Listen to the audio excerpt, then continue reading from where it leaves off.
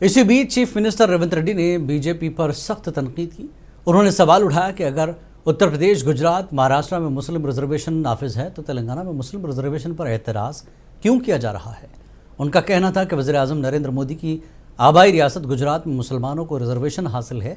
रेवंत रेड्डी ने बीजेपी से सवाल किया कि क्या तेलंगाना में मुस्लिम रिजर्वेशन देना कोई जुर्म है।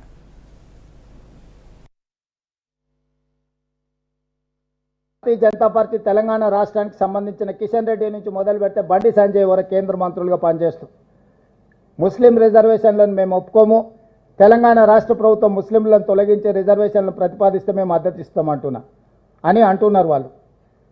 అసలు వాళ్ళ అవగాహన ఉండి మాట్లాడుతున్నారో అవగాహన లేకుండా మాట్లాడుతున్నారో నాకు తెలియదు.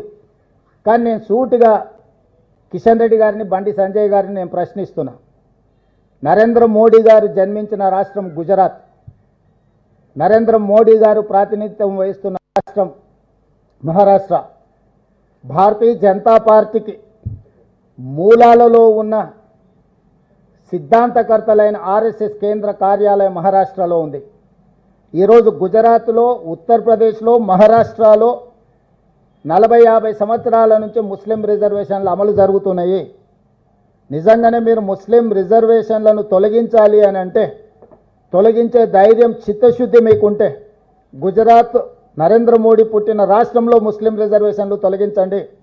ఈ దేశ ప్రధానమంత్రి